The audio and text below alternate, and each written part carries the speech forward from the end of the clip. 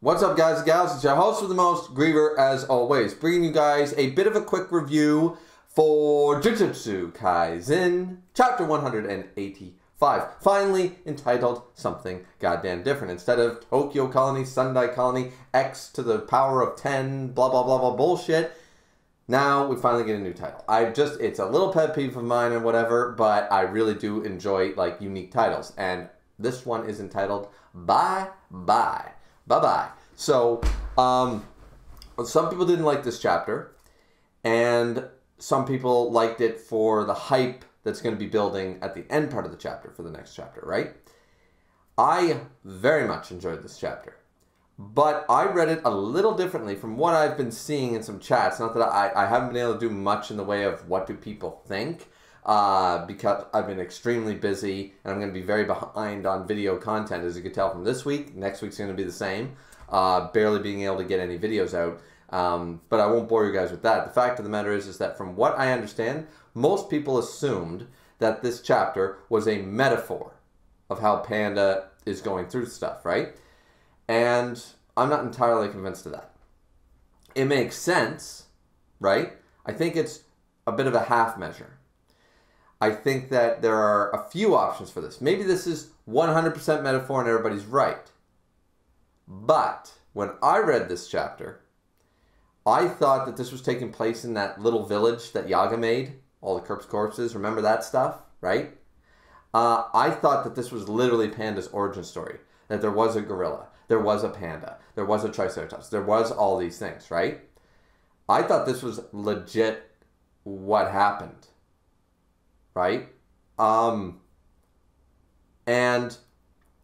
for some reason, I can't be fully convinced, because I know that that makes up a couple of little plot holes here and there as a result, potentially, but I took this as this is Panda's past. This actually happened at some point to Panda. And though that doesn't make 100% sense, in my mind, neither does an entire metaphor based on this. It's too detailed. There's too much going on. You know what I mean?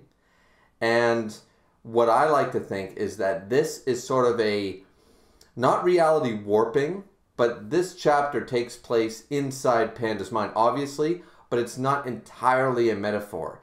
It's based off of a little reality, but this is the way Panda, you know, views himself, views his cores, views everything, and this is the way that Panda sees his self and everything like that. So, I just repeated myself there, but anyways, point of the matter is that this is very sad, and as I read it, and then I was told later that it was a metaphor, like the whole thing is just fictional, it's just for us the readers. It's a metaphor for us the readers, sure, but I'm not 100% convinced that it's entirely that. I feel like some of this actually happened.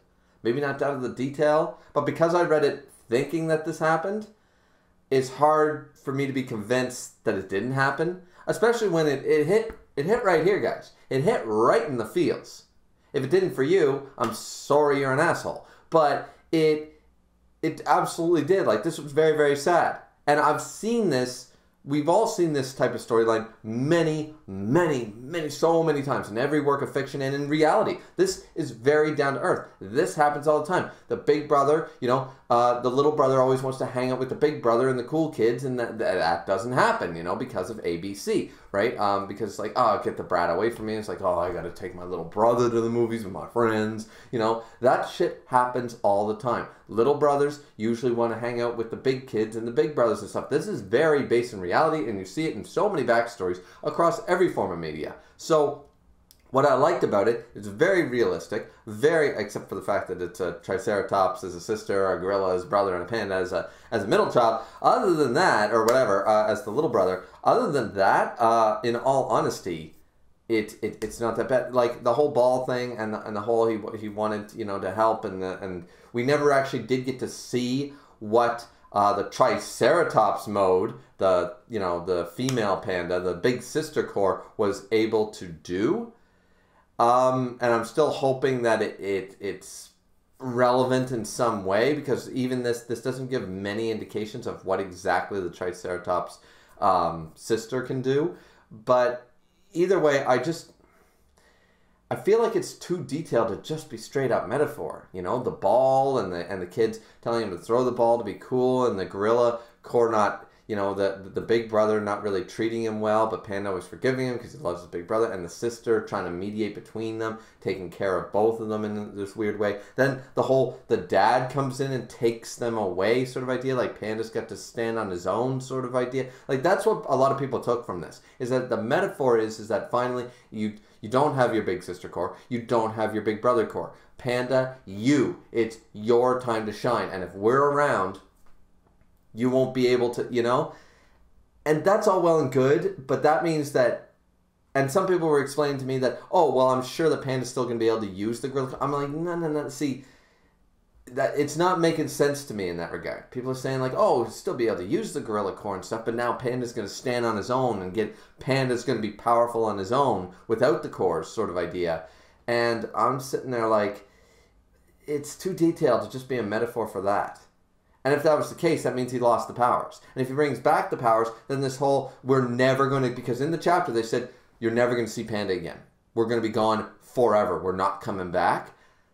And then Panda in the real world, in what we're reading right now in the Tokyo colony, and he pulls out gorilla powers, then that totally breaks this. So that's why I'm not convinced this was a metaphor. I'm convinced that some of this happened in some way. I know maybe it's just because it got me right in the feels, and I feel like this is a very good backstory for Panda, and I would like for this to have happened in a very morbid, like, this was just really good writing and it made me tear up, and it was only one chapter, you know, and there was no real precedent for it, and it was just like, oh man, you know, Panda, come on, Gorilla, why are you so mean? Like, and Gorilla doesn't want to leave, and you know, like it's all good, right? It was a good damn chapter. So yeah, overall, the takeaway from this chapter, of course, is the fact that Panda is going to get some type of power boost if it is full-on metaphor. Even if it's not full-on metaphor, the idea of the dad leaving that Panda needs to learn how to stand on his own sort of idea, you know, that's sort of based in that stuff too, I guess. Yeah, as I said, I don't think it's 100% accurate of what happened in reality, but I'm not convinced because this is also the way Panda views himself. He views himself as weak and needing his big brother and big sister, if you want to go the metaphor route. But even if it was true, this still makes sense for the character and still ends up for it being the same, is that he completely relies on his big brother and his big sister. He's got very little confidence in his own abilities, and he's a big crybaby, and he needs their help, and blah, blah, blah, and that's represented here. So yeah, I thought the chapter was a tearjerker. I thought it was really good, and I'm disappointed to learn that most people think it's 100% a metaphor. And that sort of drags me down. I'm like, no, this happened. The gorilla, big brother is going to come back. You know what I mean? Like, I need to see them reunited at some point. Like, now I'm invested in Panda's backstory. I need to see the Triceratops and the gorilla come back and meet up with Panda in this reality or metaphor, whatever. I need the happy ending for Panda. I really do. So that's why I want it to be real, so that they can come back. I don't know. Maybe it's just my own selfish wants and needs and stuff like that. But as I said, it's too specific. Like, if it's just a metaphor, then what does the ball represent? What is the throwing of the ball and the being told what to do, and then the gorilla core wanting to go buy the ball and then never managed to buy the ball to give back to Panda to show he cared? What if this is supposed to be 100% metaphor? What's the ball represent? And what does it represent that the gorilla core wanted to, after being a dick, being just the classic kid big brother, what does it represent that he then wanted to save up money and then go buy the ball that Santa gave him? Like, that's the problem with it. Is on the surface it looks like a metaphor, but there's so many details that are relevant to this metaphor, but what's the metaphor representing? If it's a metaphor, then the ball needs to represent something. If it doesn't, then I'm not convinced that this is entirely a metaphor. See what I'm saying? Maybe I'm confusing you, maybe I'm confusing myself. I don't know. Either way, yeah. So, and the end part of the chapter, of course, is Panda still being, you know, hey, Panda, you lost weight there, and Hakari shows up looking like So he's completely beat the shit out of the Frenchman. Go figure. And we didn't care about the French guy anyways. And then he shows up looking like he's on a roll, maybe. Who knows? So maybe Kamishira's gonna have a little bit of a challenge here. You know what I mean? So either way, that's the end part of the chapter and stuff. And Panda's still there, going like, "Yep, pandas don't talk, blah blah blah," still talking trash. So that's pretty cool. And yeah, I'm looking forward to next week. I hopefully will be able to get to the review in time. Maybe, maybe not. This one's on the fly. So hope you guys enjoyed the video. I wish I could really go in depth and spend 20 minutes talking about the possibilities of this being Panda's actual, a flashback to Panda's actual life, or some alternate reality that this is how Panda thinks. This is Panda's programmed backstory in his mind. Like, this is how Panda sees everything. This is how Panda views his past, or something like that. I'd like to go into details on how that works, how it doesn't work in each theory.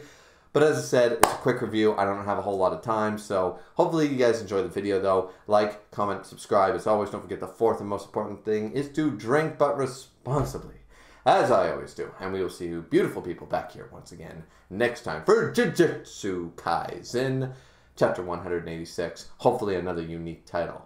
Or maybe the next title will be Bye Bye Bye. Who knows? But anyways, see you guys back here next time. Have a good one. Have a good weekend. Bye-bye.